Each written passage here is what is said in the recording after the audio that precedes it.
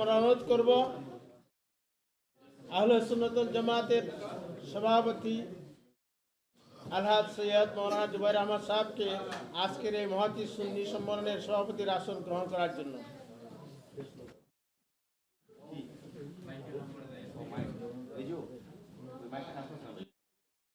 সাথে সাথে আমরা আবারও স্মরণ করে দিচ্ছি আমাদের সুদূর বাংলাদেশ থেকে আগত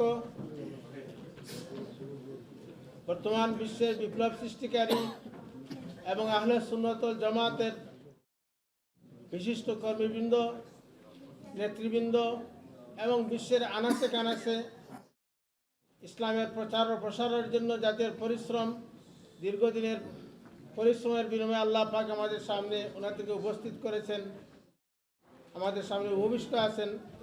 আমাদের আজকের সভার প্রধান অতিথি আল্লামা শেখ নুরুল ইসলাম ফারুকী সাহেব এবং আল্লামা আবু সুফিয়ান আবিদি আল কাদরি সাহেব।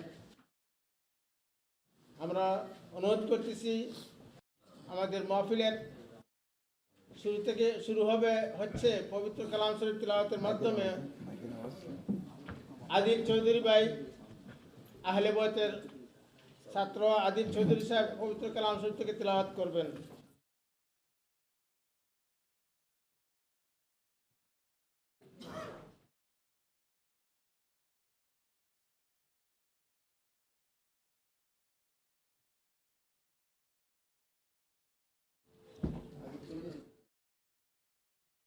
السلام عليكم ورحمة الله وبركاته.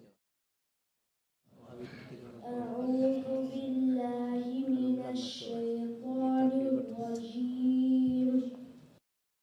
بسم الله الرحمن الرحيم. ألف لام ميم. ذلك الكتاب لا ريب فيه هدى للمتقين الذين يؤمنون بالغيب ويقيمون الصلاة ومما رزقناهم ينفقون والذين يؤمنون بما أنزل إليك وما أنزل من قبلك وبالآخرة هم يوقنون أولئك على هدى من ربهم وأولئك هم المفلحون. إن الذين كفروا سواء عليهم أنذرتهم أم لم تنذرهم لا يؤمنون. ختم الله على قلوبهم وعلى سمعهم وعلى أبصارهم غشاوة ولهم عذاب عظيم. صدق الله العظيم. السلام عليكم ورحمة الله وبركاته. আলহামদুলিল্লাহ, ধন্যবাদ আদিল চৌধুরী। আপনার পবিত্র কালাম শরীফ তিলাওয়াত শুনে আমরা মুগ্ধ হলাম। আমরা এবারে অনুরোধ করতে যাচ্ছি নাতে রসুল পেশ করার জন্য আহলে বয়াত কমপ্লেক্সের অন্যতম খাদেম ভাই আতাউর রহমান সাহেব।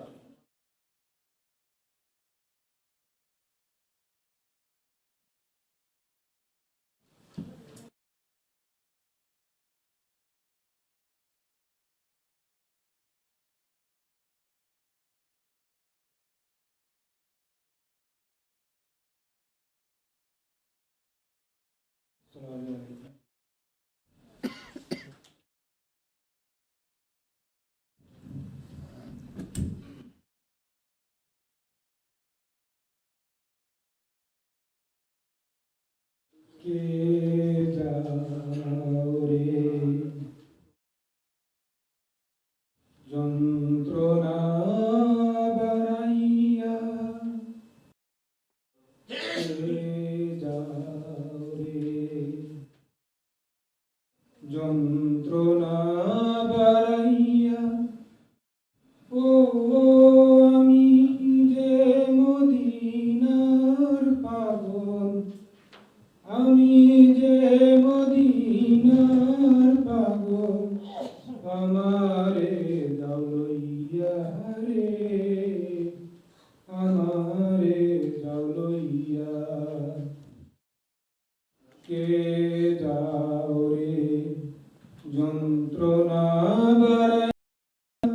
ও আমি যে মদিনার পাগল আমারে দাউলইয়া রে আমারে দাউলইয়া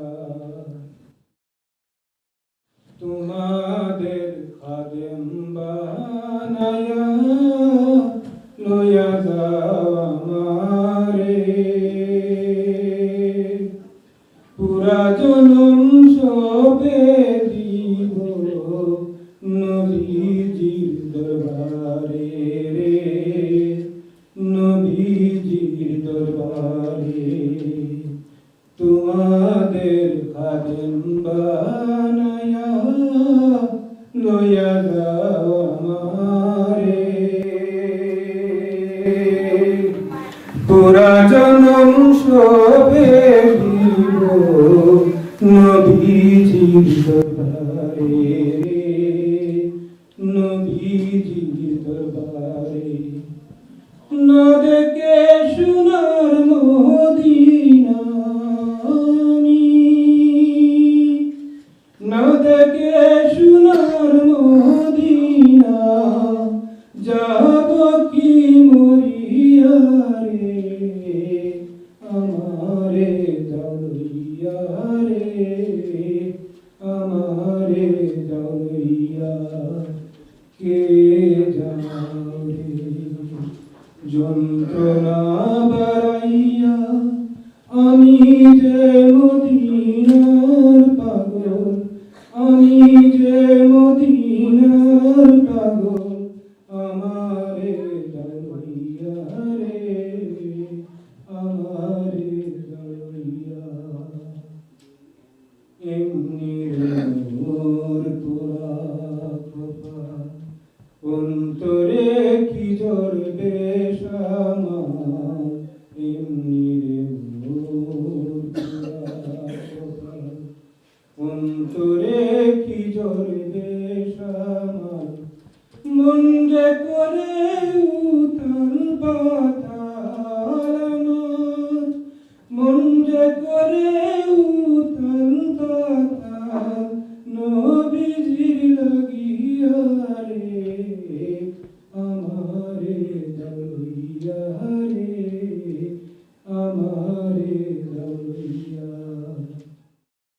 নাই রে টাকা নাই রে করি তাই কি আমি দোষী মন আমারে প্রশ্ন কইরা বানায় যে উদাসী রে বানায় যে উদাসী নাই রে টাকা নাই রে করি তাই কি আমি দোষী মন আমারে প্রশ্ন কইরা বানায় যে উদাসী রে বানায় যে উদাসী দয়াল নবী আইসো তুমি ওগো দয়াল নবী আইসো তুমি স্বপ্ন জুড়িয়া রে আমারে দাউলইয়া রে আমারে দাউলইয়া কে যাও রে যন্ত্রণা বাড়াইয়া ও আমি যে মদিনার পাগল আমি যে মদিনার পাগল আমারে দাউলইয়া রে আমারে দাউলইয়া আসসালামু আলাইকুম আলহামদুলিল্লাহ মাশাআল্লাহ আমরা অত্যন্ত সুললিত কণ্ঠে নাচের চিল্লের আওয়াজ শুনলাম গজল শুনলাম আমরা অনুরোধ করতেছি আমাদের অনেক অতিথিবৃন্দ এখানে আছেন বিভিন্ন সংগঠনের বিশেষ নেতৃবৃন্দ উপস্থিত রয়েছেন আমরা আমাদের মঞ্চে আপনাদেরকে সুযোগ দিতে না পারলেও আন্তরিকতা আপনাদের সামনে প্রকাশ করছি এবং বিশেষ করে সামনের দিকে আপনারা বসলে আমরা আরও বেশি খুশি হব বিশেষ করে আজকের এই মহফিলের যারা বিশেষ আমন্ত্রিত উলামায়ে কেরাম হাফিজ হযরত মাওলানা আইনুদ্দিন সাহেব হযরত মাওলানা আব্দুর রহমান সাহেব আমরা দেখতে পাচ্ছি না, যদি তসরিফ নিয়ে আসেন মেহরবানি করে মঞ্চে তসরিফ নিয়ে আসুন।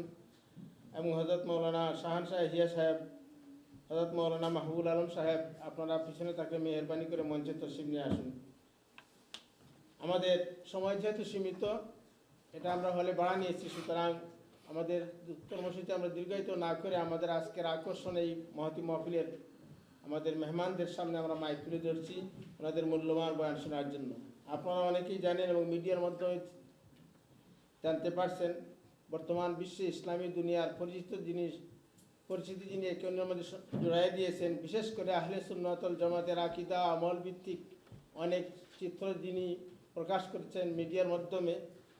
অটুট এক ব্যক্তিত্ব, আন্তর্জাতিক খ্যাতি সম্পন্ন ইসলামী চিন্তাবিদ, আরব জাহান ভ্রমণকারী, চ্যানেল আই ও মাই টিভির ইসলামী অনুষ্ঠানের পরিচালক, সাবেক ইমাম জেদ্দা বিমানবন্দর জামে মসজিদ সৌদি আরব এবং খতিব বাংলাদেশ সুপ্রিম কোর্ট জামে মসজিদ, চেয়ারম্যান ইসলামিক মিডিয়া জনকল্যাণ সংস্থা, এই বিশেষ ব্যক্তিত্ব আল্লামা শায়েখ নুরুল ইসলাম ফারুকী সাহেব ওনার মূল্যবান বক্তব্য আপনাদের সামনে এখনই পেশ করবেন। আমরা অনুরোধ করতেছি তার মূল্যবান বক্তব্য শোনার জন্য। আমরা আগ্রহী, মেহেরবানি করে আমাদের মঞ্চে আপনার বক্তব্যের জন্য শুরু হয়।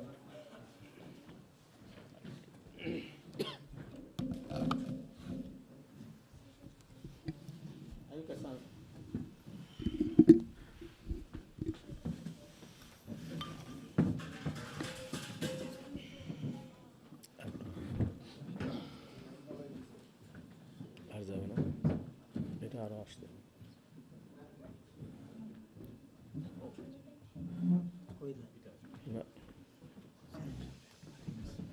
আমার এই মঞ্চে এক্ষুনি উপস্থিত হয়েছেন সৈয়দ উমার হাসান সাহেব, মেহরবানি করে মঞ্চে তশরিফ নিয়ে আসলে আমরা খুশি হব। এইটা দেন না, তাই দেন নাকি এটা একটু এইদিকে আনা যায় না? আসবে? হ্যাঁ, তাই তো কই, এই তো এসে গেছে। ইয়াস, একটু উঠাই দেন, একটু উঠাই দেন। আচ্ছা, ভালো মুখ দিয়ে কি করবেন, কথা না শোনা যায়।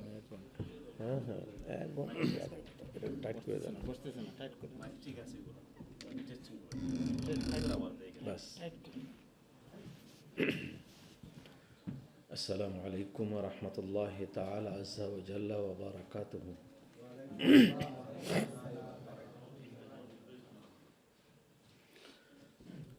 أعوذ بالله من الشيطان الرجيم.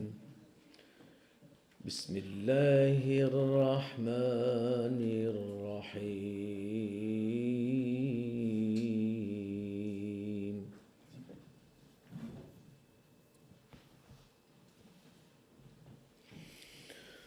ومن يطع الله والرسول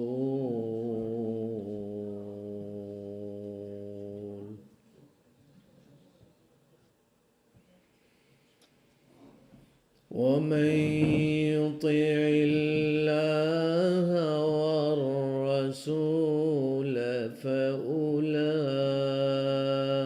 فأولئك مع الذين أنعم الله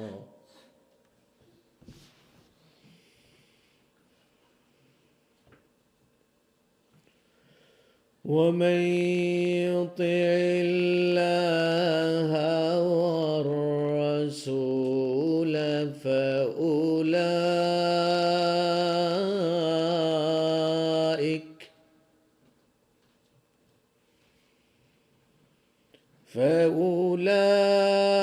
فأولئك مع الذين أنعم الله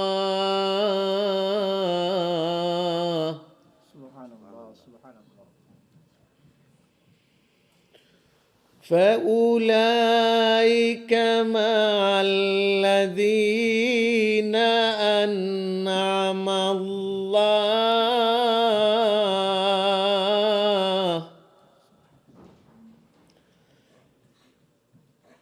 الذين أنعم الله عليهم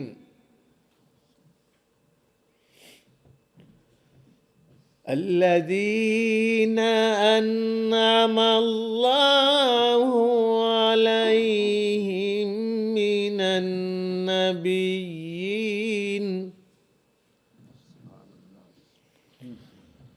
النبيين والصديقين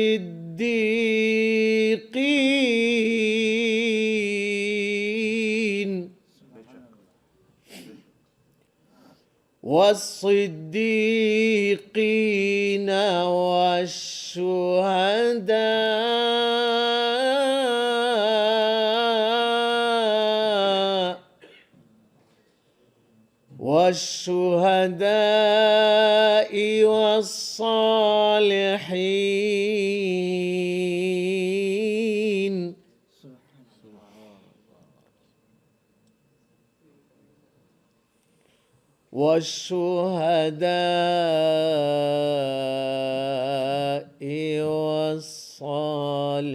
والصالحين وحسن أولئك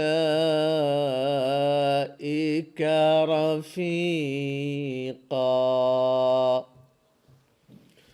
صدق الله العلي العظيم وصدق رسول الله النبي الكريم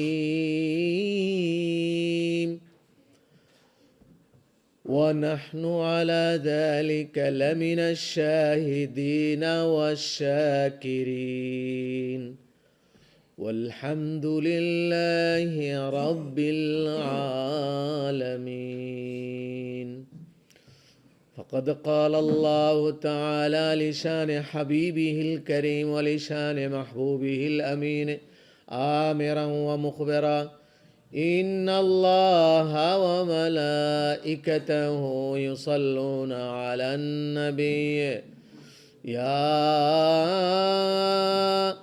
أيها الذين آمنوا صلوا عليه وسلموا تسليما. اللهم صل على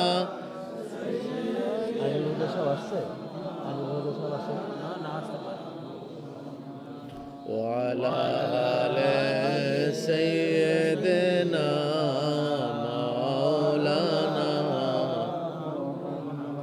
اللهم صل على سيدنا مولانا محمد وعلى آل سيدنا. একটু বাড়াইতে বেশি করে গেছে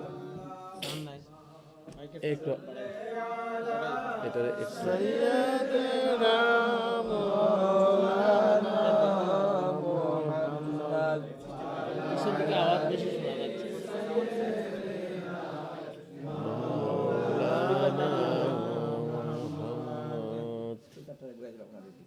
না না স্পিকার ঠিকই আছে কিন্তু আমরা খুব রেসপন্স পাচ্ছি না, মনে হয় মুখ দিয়ে কইতেছি।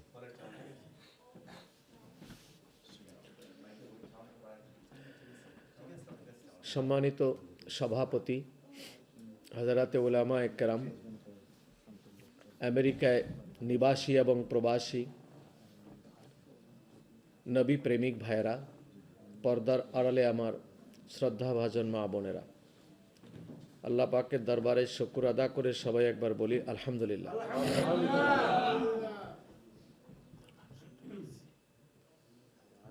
ব্রঞ্জ আহলে সুন্নাত ওয়াল জামাতের শাখা আমেরিকা তথা নিউ ইয়র্কের আহলে সুন্নাত ওয়াল জামাত, তার অংশ হচ্ছে ব্রঞ্জের আহলে সুন্নাত ওয়াল জামাতের কমিটি এবং কর্মীবৃন্দ, যারা আমাদেরকে বাংলাদেশ থেকে আমেরিকায় আসার জন্য চেষ্টা করেছেন, সুযোগ করে দিয়েছেন, আল্লাহ তাআলা কবুল করেছেন, তাদেরকে আন্তরিকভাবে ধন্যবাদ জানিয়েই আলোচনা শুরু করতে চাই।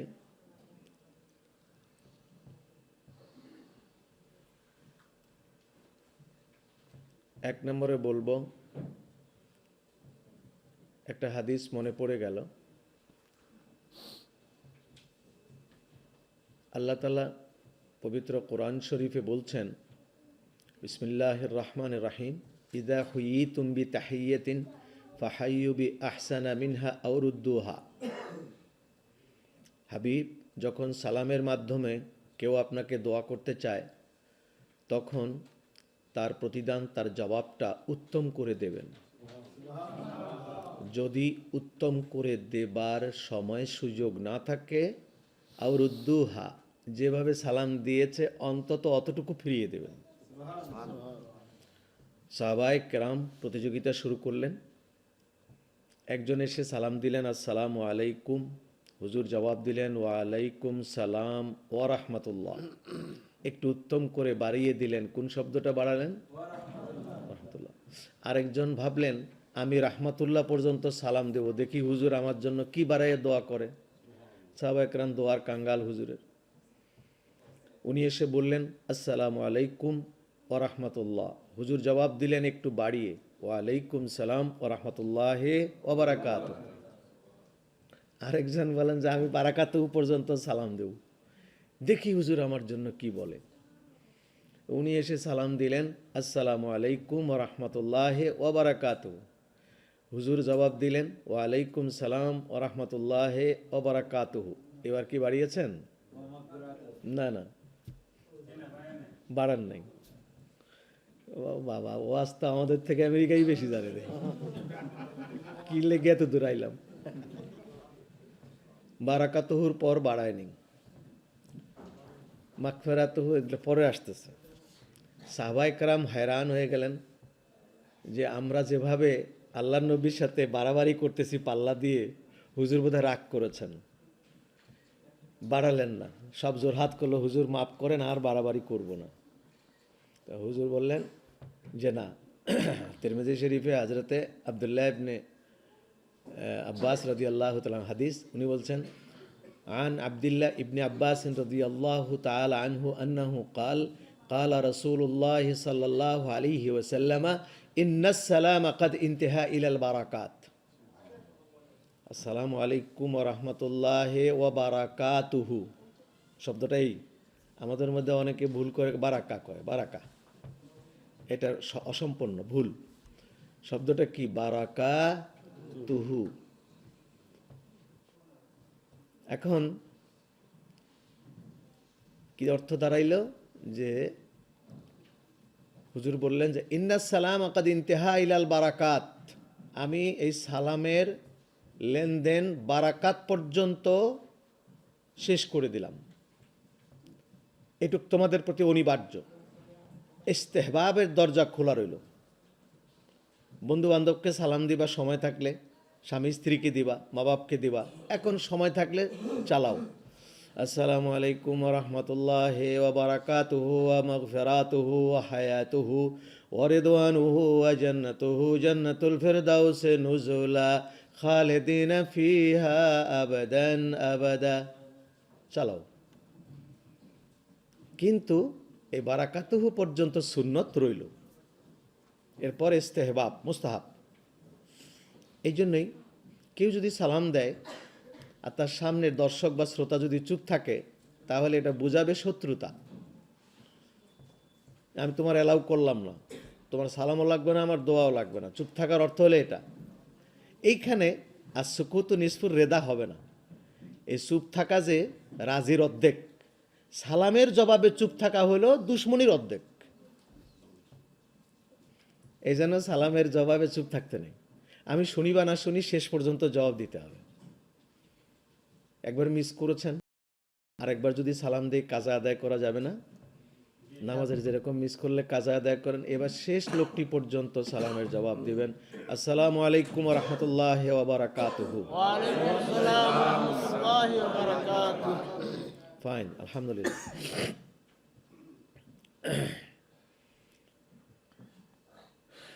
যেরকম মাহফিল গুজগাছ করে ছোট অল্পের মধ্যে ওইভাবেই শেষ করতে হবে। আজকে আমার শরীরটাও ভালো না, মনটাও ভালো না। বিশ্বের অনেক দেশে গিয়েছি, খুব থাকতে মন চাইছে, কিন্তু শুধু আমেরিকায় এসে থাকতে মন চাচ্ছে না। এটা আমাদের বাংলাদেশের সব হুজুরদের উল্টা। আমার তো বিয়তে যেটা মানে না ওইটা আর যত বড়ই হোক। তো এখন এই হাদিসটি, আমি যে হাদিসটা আয়াতে কারিমা পড়লাম, এই ইমাম জালালউদ্দিন সৈয়ুতি রহমতুল্লাহ আলাইহের 1250 কিতাব আছে। তার মধ্যে একটা কিতাবের নাম হলো আসবাবে নজুল। এই কিতাবটির মধ্যে এই হাদিসটি তিরমিজি শরীফ থেকে কোট করে আনা হয়েছে এই আয়াতের ব্যাখ্যায়।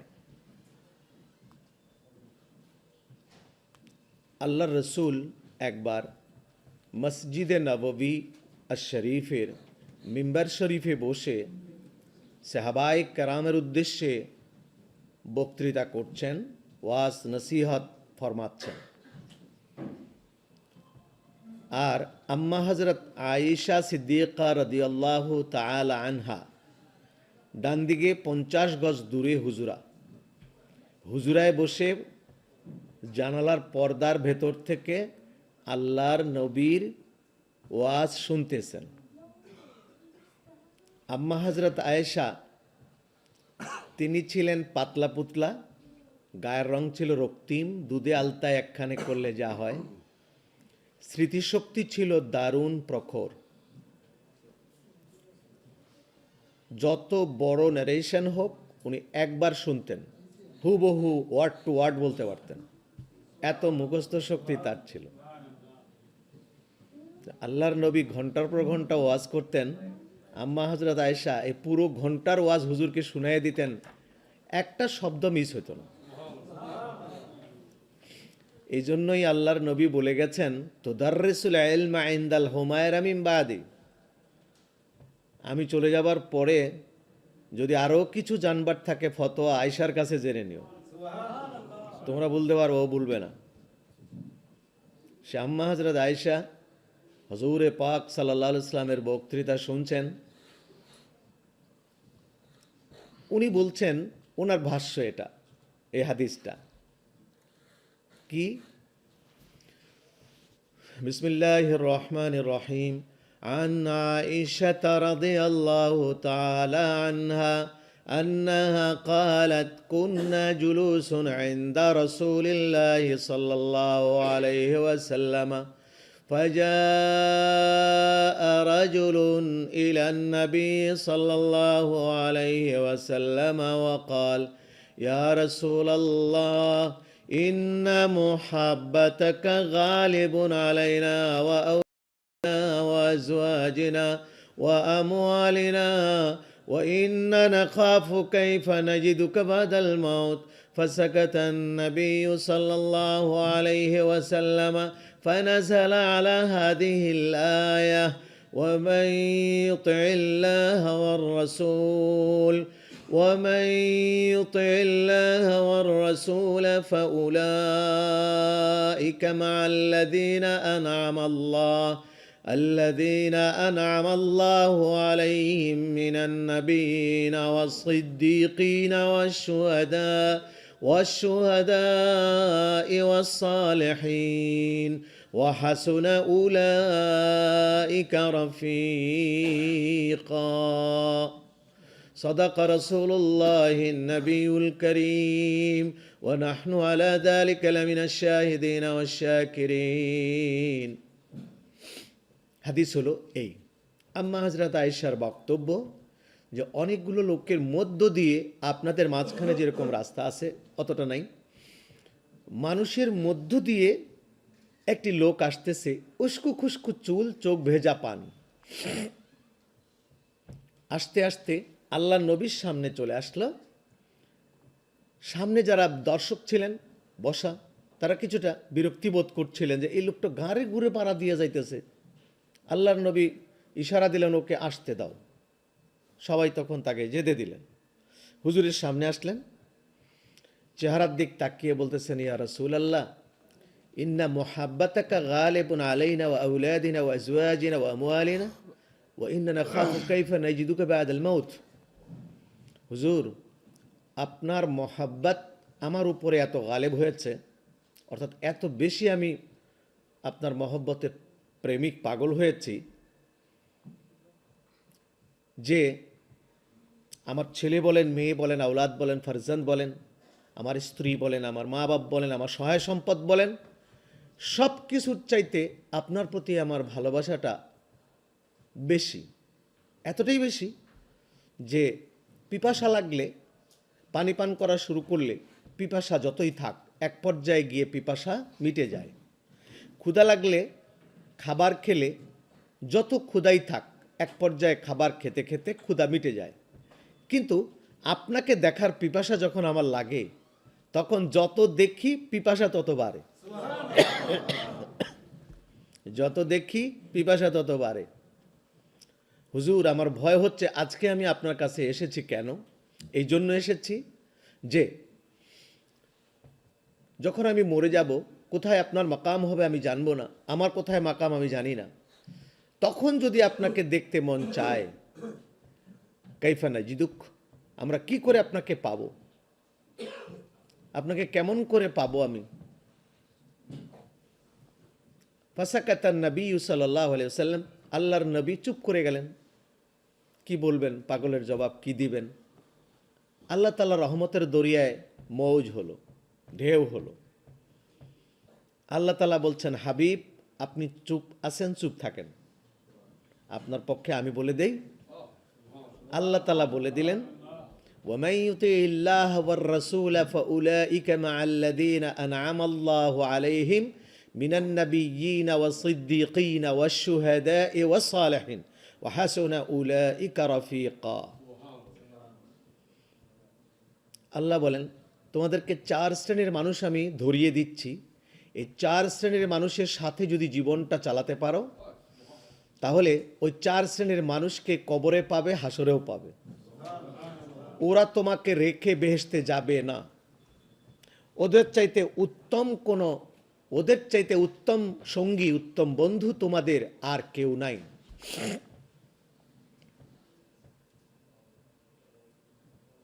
মহব্বতের সাথে একটু দরুদ পড়েন, আল্লাহুম্মা পানি দেন।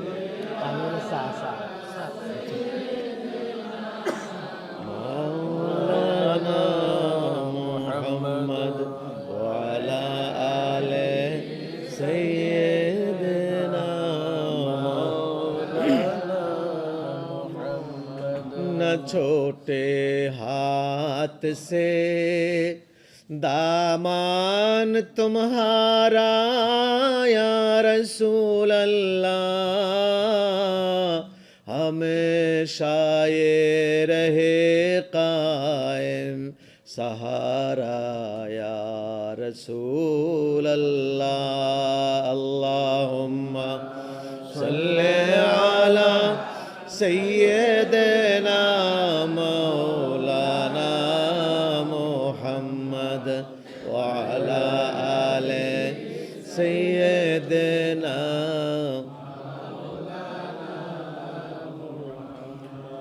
जरा चेहरे से पर्दा को उठा दो या रसूल अल्लाह, मुझे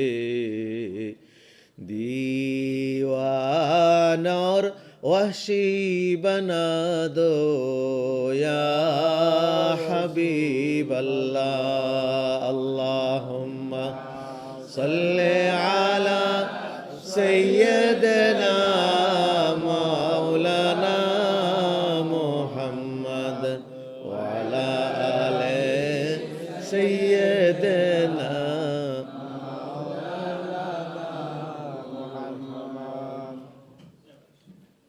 আল্লাহ তাআলা বলেন 4 শ্রেণীর মানুষ কারা?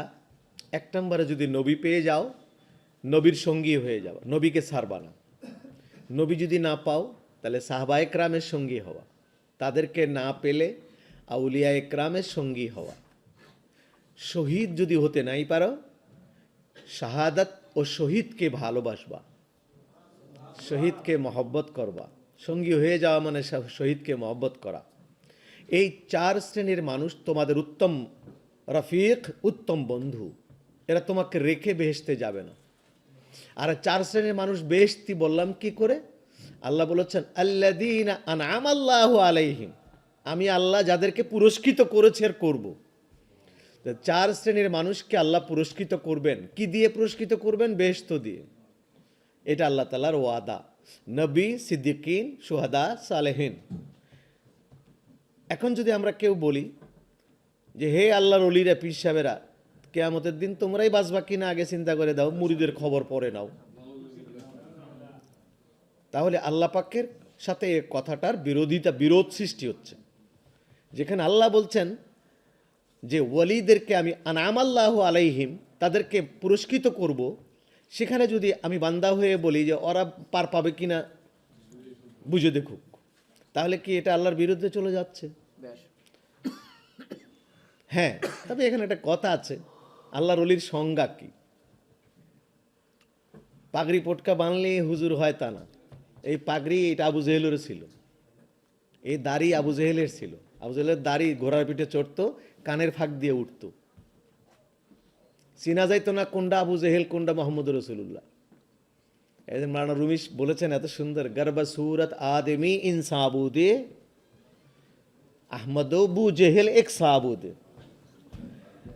গর্বা সুরত আদমি ইন সাবুদে আহমদ বু জেহেল এক সাবুদে।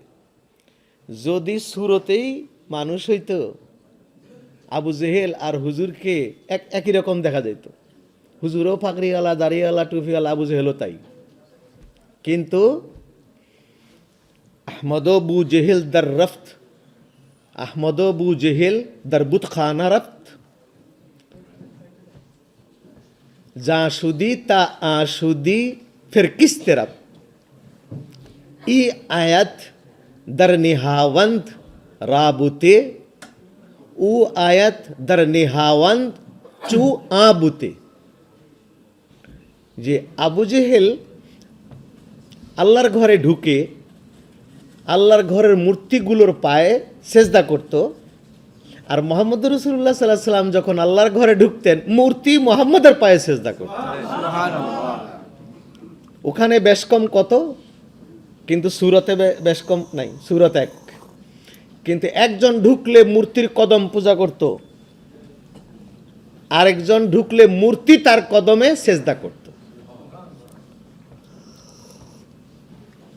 এই হলো বেশ কম।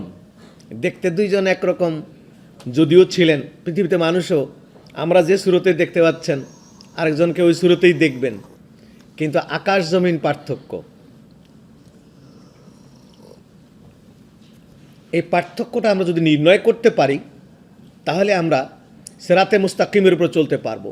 পার্থক্য নির্ণয় করতে না পারলে বাস ভেস্তে গেলাম, ওদের সাথে ঢেউয়ে ঢেউয়ে কচুরি পানার সাথে চলে গেলাম সাগরে।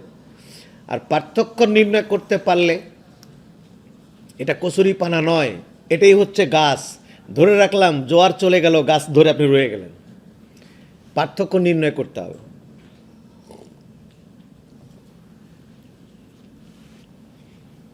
তাহলে এবার আসুন, 4 শ্রেণীর লোক কারা? নবীন, সিদ্দিকিন, শুহাদা, সালেহিন। এই মাহফিলটাতে, যে মাহফিলে এই ঘটনাটা ঘটছে, আম্মা হযরত আয়েশা সিদ্দিকা রাদিয়াল্লাহু তাআলা আনহা দেখছেন। এখানে সাহাবা একরাম ছিলেন, খুলাফায়ে রাশেদাও ছিলেন। হযরতে আবু বকর তিনি মহব্বতে দাঁড়িয়ে গেলেন, হাত জোর করে বলছেন, হুজুর আমার একটা কথা। ওই লোকটা তখনও দাঁড়ানো, যে লোকটা এই প্রশ্নটা করেছিল, ইন্না মুহাব্বাতাকা গালিবুন আলাইনা ওয়া আউলাদিনা, আপনার মহব্বত আমার আওলাদ পর্যন্ত যেতে বেশি। সে লোকটা বসা, দাঁড়ানো, সেখানে দাঁড়িয়ে আছে। আর সে লোকটা ছিল কে? দাহিয়াতুল কালবি। দাহিয়াতুল কালবি সে লোকটা ছিল। এসে 69 জন মেয়েকে কবর দিছে জীবিত, আর 70 নম্বরে তার নিজের মেয়ে কবর দিছে। এটা আরবের স্টাইল ছিল তৎকালীন। সারা পৃথিবীর ডার্ক এরিয়া ছিল আরব। আজকের মক্কা মদিনা, বাবা আদম আলাইহিস সালাতু ওয়াস সালাম কে আল্লাহ বেহেশত থেকে নামিয়ে দিলেন, যাও, পানিশমেন্ট খেয়ে নামে নাই, আমরা কি করে আসবো সেজন্য নামায় দিয়েছেন। ফেরেশতা কোলে করে নামিয়ে দিলেন জাবালে আদম, অ্যাডাম স্পেক, শ্রীলঙ্কার ভাষায় শ্রী পাদায়া, পবিত্র পদচিহ্ন। এই পাহাড়টি শ্রীলঙ্কায়, তখন নাম ছিল শরণদ্বীপ। এখানে বাবা আদম আলাইহিস সালাম ৭,৫০০ ফিট পাহাড় পাথরের, নিচে ৩ কিলোমিটার মাটি। বর্ষার দিনে আমি গিয়েছি উপরে। বাবা আদমকে যেভাবে নামিয়ে দিয়েছে, উনি কেবলার দিকে পা দিয়ে নামছেন, আজকের কেবলা। এক পায়ের উপরে দাঁড়িয়ে ১০০ বছর কাঁদছেন। সে ডান পায়ের দাগ ৫ ফুট ৭ ইঞ্চি দাগ এখনো আছে। এই পদচুম্বন দেওয়ার জন্যই উপরে গিয়েছিলাম। যাওয়ার পর ১০০ বছর পর বাবা আদম বলেছিলেন, আল্লাহ, পৃথিবীতে এমন কোনো ভালো জায়গা নাই যে আমাকে বছরে একটা বার একটু দেখায় নিয়ে আসো। আল্লাহ বলেন, ইয়াস, থাকবে না কেন, ফেরেশতা যাও। জিবরিল আবার কোলে করে নিয়ে গেলেন, নিয়ে চতুর্পাশে পাহাড় মাঝখানে বালুতে দাঁড়া করিয়ে দিয়ে বলেন, কেমন লাগছে? বাবা আদম বলেন, বেহেশতে থাকতে যেরকম লাগছিল তেমনটাই লাগছে। বলে, হ্যাঁ, লাগবেই তো। আপনার মাথার উপরে সোজা বাইতুল মামুর, ফেরেশতার কেবলা, তার সোজা উপরে সিদরাতুল মুনতাহা, জিবরাইল আর আজরাইলের সদর দপ্তর, তার সোজা উপরে আরশ, তার সোজা উপরে কুরসি, তার সোজা উপরে লৌহে মাহফুজ। এই সবগুলোর নূরের ছায়া আপনার উপরে পড়ছে।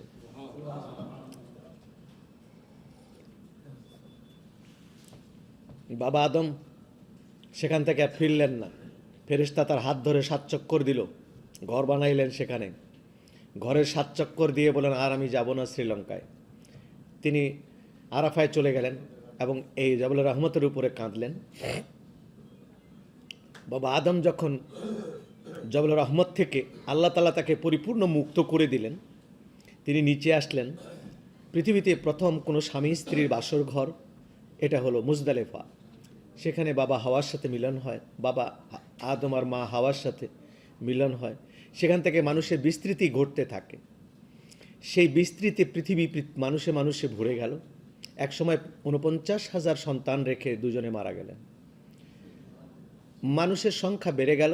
একের পর এক মানুষকে সামলায় রাখবার জন্য নবী পাঠানো হলো।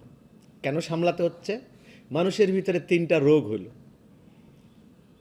যখন এই ৩টা রোগ মানুষকে ধরল, একটা রোগ হলো মানুষকে রব মানে, খোদা মানে, সূর্যকে, চাঁদকে, বড় পাহাড়কে, গাছকে, এগুলোকে মানুষ খোদা মানা শুরু করলো। ২ নম্বর রোগ হলো মানুষের লজ্জা কমে গেল, নির্লজ্জ বেড়ে গেল। ৩ নম্বর মানুষের সততা কমে গেল, অসততা বেড়ে গেল।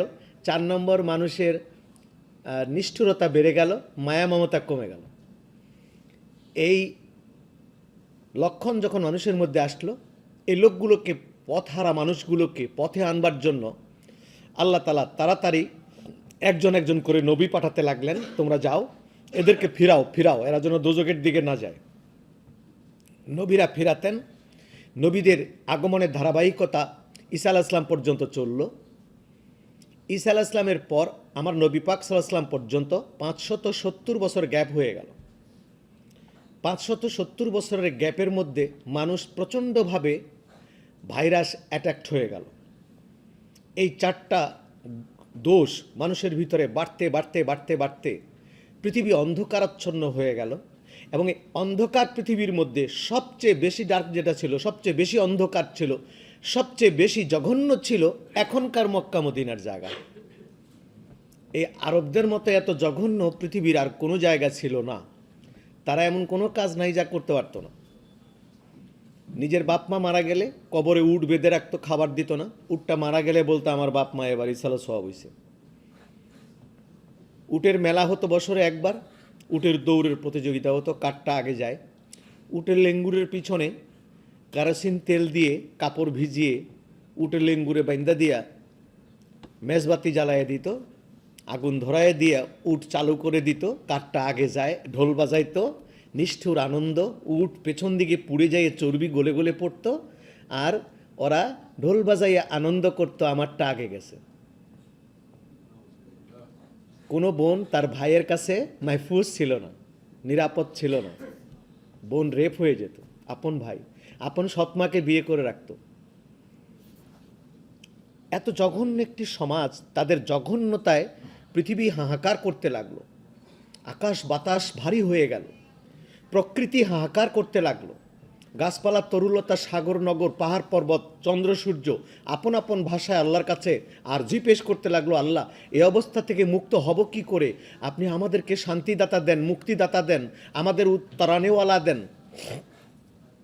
আল্লাহ তাআলা অবশেষে নিজে দয়া পরবশে আল্লাহ পাকের পেয়ারা হাবিবকে দিয়ে দিলেন, নবী মুস্তাফাকে উপহার দিলেন। বলুন সুবহানাল্লাহ। হুজুর পৃথিবীতে আসলেন, সারা পৃথিবী তো ঠান্ডা হলোই। এই জঘন্য সারা পৃথিবীর মধ্যে এত ভালো জায়গা থাকতে আল্লাহ রসুলকে ওই জায়গায় দিলেন। উল্টা পরিস্থিতি, এত জঘন্য কঠোর এক সমাজে সবচেয়ে বেশি নরম সরমওয়ালা এবং ভদ্রতাওয়ালা মানবতাওয়ালা একজন নবীকে সেখানে আল্লাহ তাআলা দিলেন। কি দিয়ে দিলেন? সেখানে আল্লাহর নবীকে 1 নম্বরে দিয়েছেন জ্ঞান, 2 নম্বরে দিয়েছেন ধৈর্য, 3 নম্বরে দিয়েছেন প্রেম। এই 3টা জিনিস দিয়ে আল্লাহ তাআলা তার হাবিবকে এই কাফেরদের মধ্যে দিলেন, এই মক্কার জমিনে দিলেন। এই জ্ঞান দিয়ে, ধৈর্য দিয়ে এবং জ্ঞান দিয়ে, ধৈর্য দিয়ে এবং কি দিয়ে? প্রেম দিয়ে মনিটরিং করে আল্লাহর হাবিব এই সমাজের মানুষগুলোকে এতটাই ভালো করলেন যে তারা পৃথিবীতে, যেখানে তারা পৃথিবীর সবচেয়ে ডার্ক ছিল, সবচেয়ে জঘন্য ছিল, সেখানে তারা গোটা পৃথিবীর মডেল হয়ে গেল। কি হয়ে গেল? কোরআনের নীতিবাক্য দিয়ে যদি হয়ে থাকে, কোরআনে যা বলা আছে আল্লাহর কালাম, তা দিয়েই যদি ওই আরবের লোকগুলা ভালো হয়ে থাকতো, তো এখন হয় না কেন? কোরআন তো এখনো আছে। শুধু কোরআন দিয়ে হয় নাই। তো এই জন্যই এটাকে উল্টো করে বোঝার উপায় নাই। যতক্ষণ পর্যন্ত কোরআনকে মুহাম্মদ রাসূলুল্লাহর গ্লাস দিয়ে দেখা না যাবে, ততক্ষণ কোরআন পাতাই থেকে যাবে। কোরআন যে আল্লাহর কালাম এহসাস হবে দিলের সাথে, কোরআনের সঙ্গে দিল মিলবে, তখন কোরআনকে যখন আমার নবী পাকের চশমা দিয়ে দেখা হবে। কোরআনকে একটা আদর্শ পুস্তক হিসেবে সারা দুনিয়াতে এত ইজম, কোরআনের ইজম সবচাইতে ভালো হবে। এই ইজম প্রতিষ্ঠার জন্য কোরআনকে ব্যবহার করে যদি কেউ সমাজকে ভালো করতে চায়, নেভার, ইম্পসিবল, হবে না। আজও কোরআন পৃথিবীতে আছে, হয় না, কাম হয় না। বহু কোরআন পড়নেওয়ালা বোম মারে, সাধারণ মানুষকে মেরে ফেলে। ওরা কোরআন পড়ে না? ওরা এখানে 2টা মানুষ অপরাধী আছে, আর এখানে 200 মানুষ নিরপরাধ, সবাইকে মেরে ফেললো। এটা কি ইসলামের কোনো দলিল আছে? এটা কোনোদিন? ওরাও তো কোরআন পড়ে। এই দেশে আছে কিনা জানি না, আমাদের দেশে আছে। নামাজি পরেশগার, কপালে নামাজের দাগ আছে, বিরাট দাড়ি আছে, কিন্তু এই মার্কেটের মধ্যে ওর চাইতে চোর আর কেউ নাই। ওইটা চোরের ওস্তাদ। মানুষ মনে করে দুনিয়া গজব হয়ে যাইব, এই হুজুর 2 নম্বরই করতে পারে না, এই হুজুরের কাছে নাও। ওই হুজুরের কাছে রড নিয়ে যায়, দেখে টনে 10 মণ নাই। তার মানে কি পুরা মার্কেটের সব চোরের ওস্তাদ হলো উনি। এটি সব শেষ করে এখন নামাজের আগের কাতারে যায় দাঁড়াইছে, মসজিদের ইয়ের মধ্যে ঢুকছে, কি কয়, কমিটিতে ঢুকছে। এখন বড় হুজুর তসবিহ নিয়ে বসে। এই জন্য আল্লাহ বলছেন, কাদ আফলাহাল মুমিনুনা আল্লাযীনা হুম ফি সালাতিহিম খাশিউন। পাইকারি নামাজির জন্য আমি বেহেশত বানাইনি। যে নামাজ শুধুই আমার জন্য পড়ে, আমাকে খুশি করার জন্য, আমার হুকুমের জন্য, আমাকে ভালোবেসে পড়ে, ওই নামাজির জন্য আমি জান্নাতুল ফেরদাউস বানাইছি। শুধু তাই নয়, ওইভাবে যদি নামাজ পড়তে পারে, আল্লাযীনা ইয়ারিসুনাল ফিরদাউস হুম ফিহা খালিদুন, আল্লাহ বেহেশত দান করব, এই কথা বলে নেই। ওই নামাজির জন্য আল্লাহ বলছে আমি তাকে বেহেশতের উত্তরাধিকার বানিয়ে দেব দুনিয়াতে। আল্লাযীনা ইয়ারিসুনাল ফিরদাউস, বাবার সন্তান যেরকম বাবার সম্পদের উত্তরাধিকারিত্ব পায়, কেউ যদি 6টা শর্ত ফুলফিল করে সূরা মুমিনুন, তাহলে দুনিয়াতে থাকা অবস্থায় সে বেহেশতের উত্তরাধিকারিত্ব পাবে, রেজিস্ট্রেশন পাবে। তার 1 নাম্বার হলো ওই নামাজি শুধু আল্লাহর জন্য নামাজ পড়ে। আল্লাহর কথায় বোঝা গেল আরো মতলবের নামাজি আছে, আল্লাহ স্বীকার করছে। যেমন সলাতুল এক্সাম আমাদের দেশে আছে। ছেলেরা যখন পরীক্ষা আসে, এই কি বলে, ডিসেম্বর আসে, মসজিদ ভরে যায়।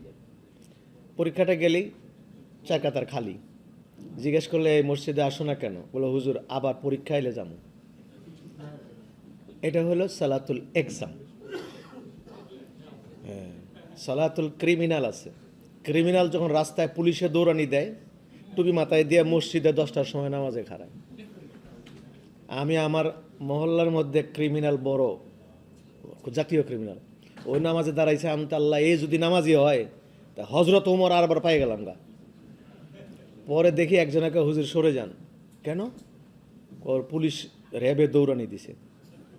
ও দৌড় দিলেও দৌড়বো, বাড়ি গেলেও দৌড়বো। ওর পকেটে সবসময় টুপি থাকে, খাড়াই গেছে নামাজে, ওরে ডিস্টার্ব করেন না।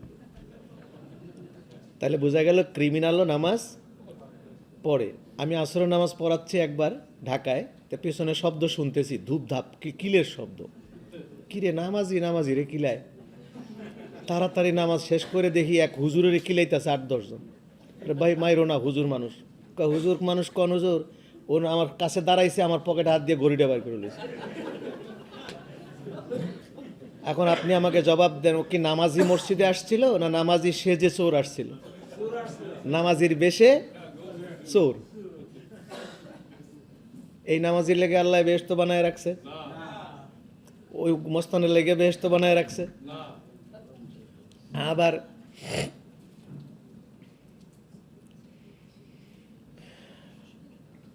বাইতুল মুকাররমের সামনে জানাজার নামাজ হচ্ছে, বাইতুল মুকাররমের সামনে ওই জানাজার নামাজে খাড়ায় দেখে আশুতোষ মুখোপাধ্যায় বাবুও দাঁড়ায় রয়েছে।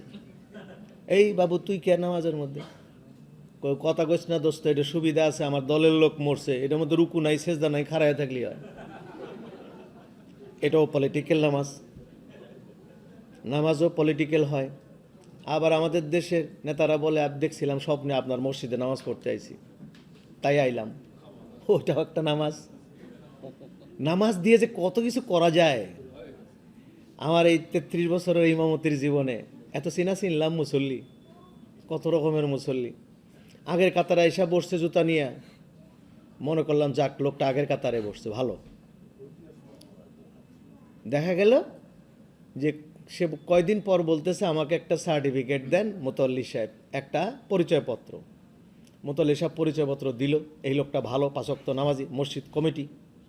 এইটা নিয়ে উকিল তাকে বলেছে যে তোর এই বাড়ির কেস একদম খালাস করাইতে পারবো, তুই মসজিদ থেকে খালি একটা সার্টিফিকেট নিয়ে আয়। মসজিদ থেকে এই সার্টিফিকেট নিয়ে উকিল ম্যাজিস্ট্রেটের সামনে বলেছে যে ইয়োর এক্সেলেন্সি মাই লর্ড, আমার মোয়াক্কেল দেখেন কত ভালো মানুষ, দাড়িওয়ালা, নামাজি, পরেশগার, মসজিদের সদস্য। এই যে মোতাল্লি লিখিত দিয়েছে, আমার মোয়াক্কেল এহেন কাজ করতে পারে না। ম্যাজিস্ট্রেট খালাস দিয়ে দিছে। ও আসলে জোর করে মাইরা হিন্দুর বাড়ি দখল করছে, বাড়িও পাইছে, নামাজও ছাড়ছে। সলাতুল ক্রিমিনাল। তাহলে পলিটিক্যাল নামাজ আছে, কমার্শিয়াল নামাজই আছে, হ্যাঁ, ছাত্রদের পরীক্ষার নামাজই আছে। ওই মসজিদের মোতাল্লি হওয়ার জন্য নামাজ পড়ে, আমাদের দেশে কমিটি ঢোকার জন্য নামাজই হয়।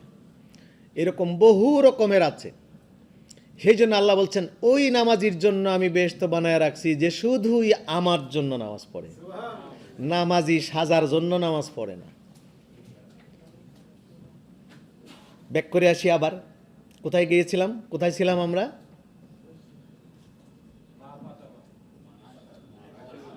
আয়েশা।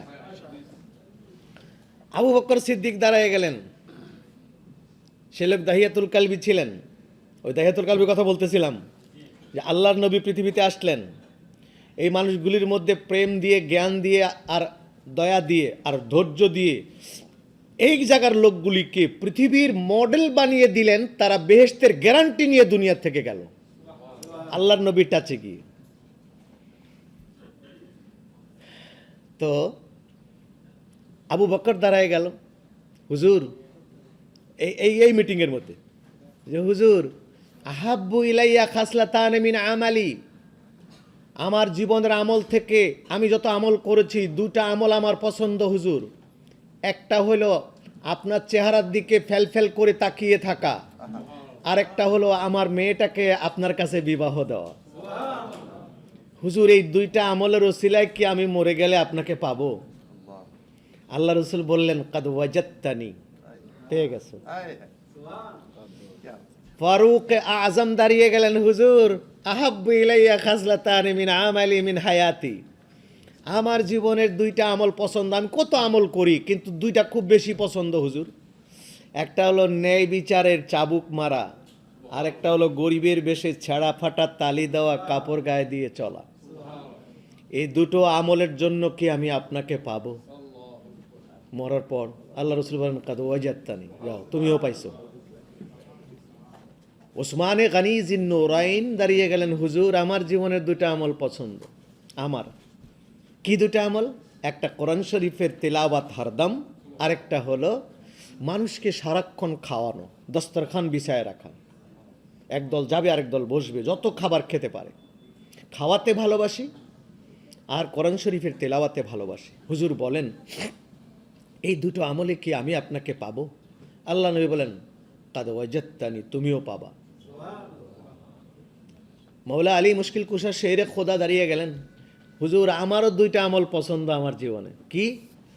যে রোজা রেখে রোজাদার অবস্থায় আপনার সঙ্গে যুদ্ধ করা।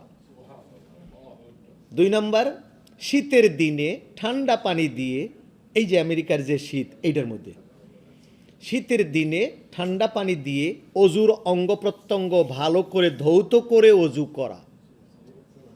শীতের দিনে আমাদের অজু কীরকম? গরম পানি পাইলে ভালো, আর ঠান্ডা পানি পাইলে খালি ছিটা মারা, এর বেশি আর পারি না। আর উনি বলছেন ঠান্ডা পানি দিয়ে শীতের দিনে অঙ্গ প্রত্যঙ্গ ধৌত করে অজু করা, এটা আমার কাছে ভালো আপনার সঙ্গে রোজা রেখে যুদ্ধ করা। হুজুর বললেন কাদ ওয়াজাত্তানি, তুমিও পাইছো, যাও। আল্লাহ তাআলা রহমতের দরিয়ায় ঢেউ উঠে গেল। আল্লাহ তাআলা তাড়াতাড়ি কয়, হাবিব ওদেরকে বলে দেন আহাব্বু ইলাইয়া খাসলাতান মিন আবদি, আমার বান্দার যত আমল আছে সমস্ত আমলের মধ্যে আমার কাছে আমার বান্দার দুটো আমল বেশি পছন্দ। একটা হলো দোয়া আর একটা হলো সেজদা। হাদিস শরীফে আছে বিসমিল্লাহির রহমানির রহিম عن أبي هريرة رضي الله تعالى عنه أنه قال قال رسول الله صلى الله عليه وسلم إن لله 100 رحمة أنزل منها رحمة واحدة بين الجن والإنس والبهائم والهوائم يتعاطفون بها ويترحمون بها وأخر الله 99 يرحم بها لعبده يوم القيامة متفق عليه صدق رسول الله صلى الله عليه وسلم। হুজুর বলছেন যে বনু মুস্তালিকাত থেকে ব্যাক করার সময় একটা ইহুদি মেয়ে লোক অ্যারেস্ট হয়েছিল মুসলমানদের কাছে। এই মেয়ে লোকটা কাঁদতেছে। আল্লাহ নবী জিজ্ঞেস করলেন তোমার প্রতি কি অবিচার করা হয়েছে, কাঁদো কেন? বন্দি মেয়ে বলছে না হুজুর, অবিচার করা হয়নি। কাঁদো কেন? বলে যুদ্ধের সময় আমার বুকের বাচ্চাটা হারিয়ে গেছে। হুজুরের চোখের পানি এসে গেল। সাহাবা একরামদেরকে বললেন যেভাবে পারো ওর বাচ্চা খুঁজে আনো। সাহাবা একরাম খুঁজে খুঁজে বাচ্চা বের করে হুজুরকে দিলেন। হুজুর পাওয়া গেছে। হুজুর হযরত ওমরকে বললেন ওমর চলো বাচ্চাটা দিয়ে আসি। বাচ্চাটা নিয়ে গেল।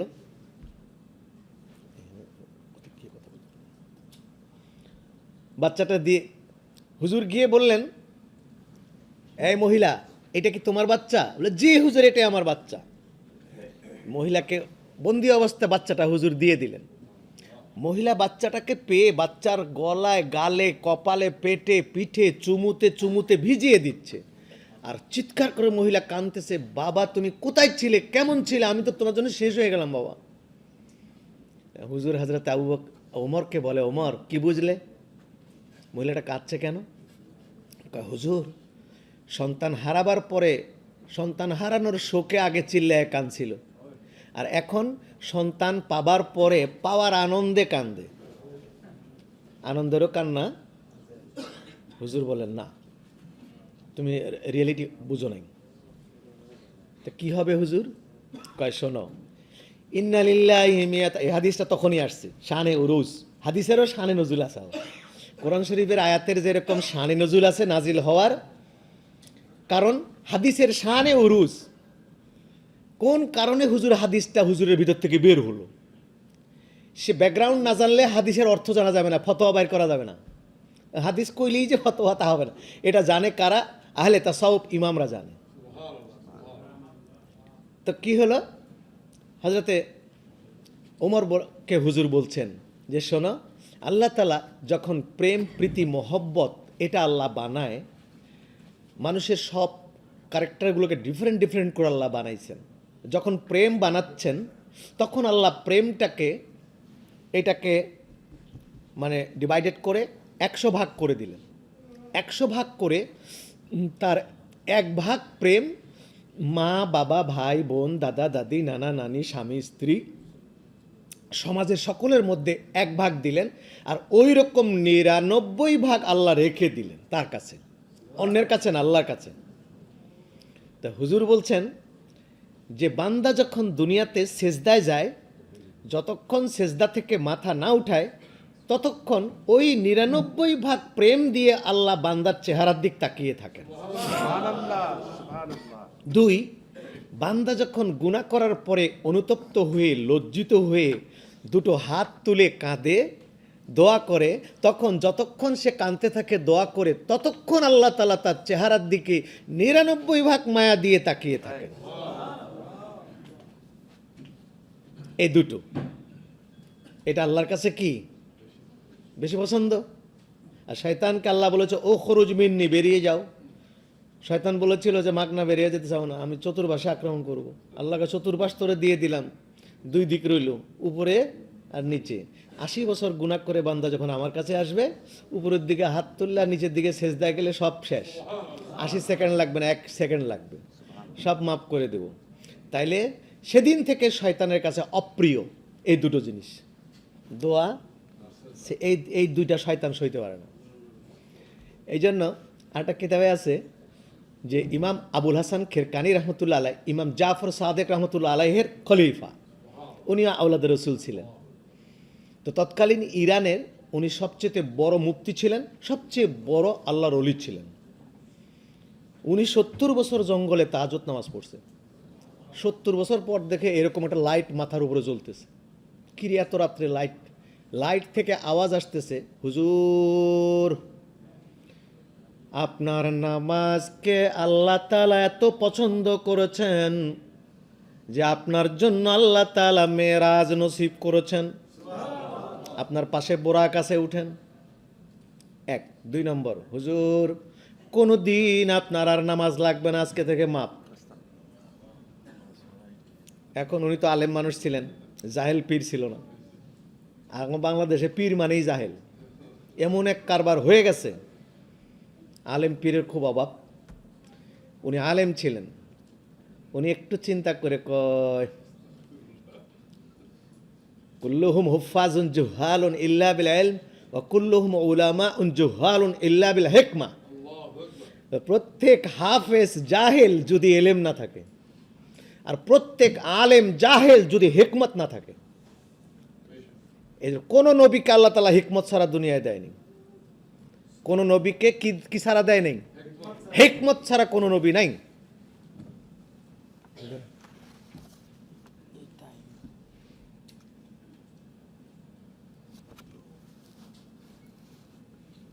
ও 9:10 তো শেষ, 9:10 তো বাজে। 9টা তাহলে আমার ফিনিশ শেষ করে দিও। আচ্ছা হ্যাঁ শেষ করে দেবো।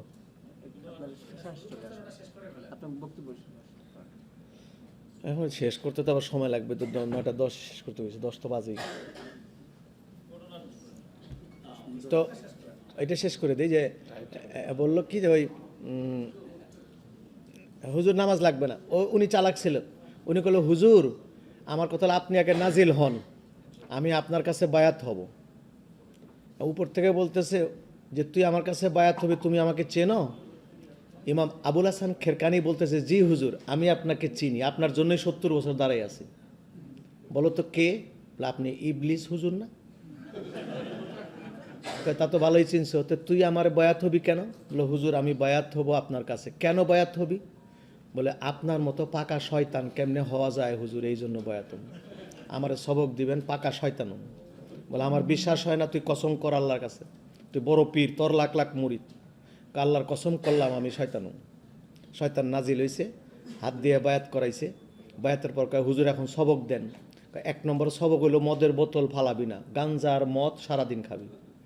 2 নম্বর হইলো কোনো সময় 1 সেকেন্ডের জন্য পাক থাকবি না, না পাক থাকবি। পেশাব করে পানি নিবা না, বিবির সাথে মিলামেশা করেও গোসল করবা না, সারাক্ষণ নাপাক থাকবা আর মদ গাঞ্জা খাবা। 2। 3 নম্বর জীবনে কোনোদিন সেজদা করবি না, সেজদা আমি সইতে পারি না। 4 নম্বর হাত তুলে রাব্বানা জালাম না কয়ে বেটকি দিবা না, এইটা সহ্য হয় না আমার। এই 4টা জিনিস করবা না, তাইলে তুমি আমার মতো পাকা শয়তান হবা। বলে হুজুর আর কোনো আমল আছে? বলে না না, এই 4টেই। তো উনি লাফ দিয়ে একটু দূরে যাই কয় লা হাওলা ওয়ালা কুওয়াতা ইল্লা বিল্লাহ, আল্লাহুম্মা ইন্নী আউযু বিকা মিন ফিতানিশ শাইতান, আল্লাহুম্মা ইন্নী আউযু বিকা মিন শারারাতিশ শাইতান, আল্লাহুম্মা ইন্নী আউযু বিকা মিন হামাযাতিশ শাইতান। কয় তুই না কসম করলি? পিসাব মানুষ কসম। বলে আমি মুফতিও, খালি পীর না। শয়তান চিনার জন্য আল্লাহর নামে কসম করা জায়েজ আছে, অন্য কারণে জায়েজ নেই। শয়তান চিনার জন্য আল্লাহর নামে কসম করা আল্লাহ তাআলা ইবাহাত করে দিয়েছেন, জায়েজ করে কর, তবু শয়তান চিন। তোমারে চিনার লাগে আমি কসম করছিলাম, দুনিয়ার মানুষকে বলে যাচ্ছি 1 সেকেন্ডের জন্য যেন নাপাক না থাকে, 1 সেকেন্ডের জন্য নাপাক না থাকে, আর এই মাদকদ্রব্য যেন না খায়। 2, আর যতক্ষণ পারে সেজদায় পড়ে থাকবে, আর বাকি সময় দোয়া করে আল্লাহর কাছে কান্দাকাটি করবে। আর সেই দোয়া করা বেদাত। এই হুজুরদের কথায় আমাদের সমাজের হুজুররা বলে কিছু এক শ্রেণীর হুজুর দোয়া করা কি বিদাত, সবই ভালো আছে দোয়া। তাহলে বোঝা গেল শয়তানের মিশন ওরা সফল করতেছে, শয়তান যা চাচ্ছে ওরাই সেটা করতেছে। ফতোয়া দিয়ে, কোরআন হাদিস দিয়ে তো ফতোয়া দেওয়াই যায় কত রকম।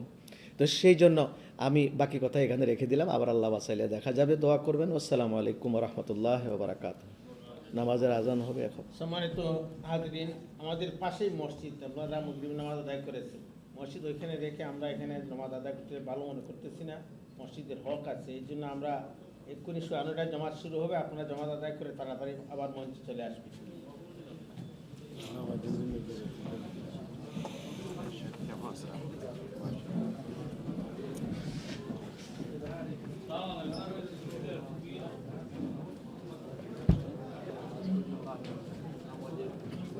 নামাজ পড়তে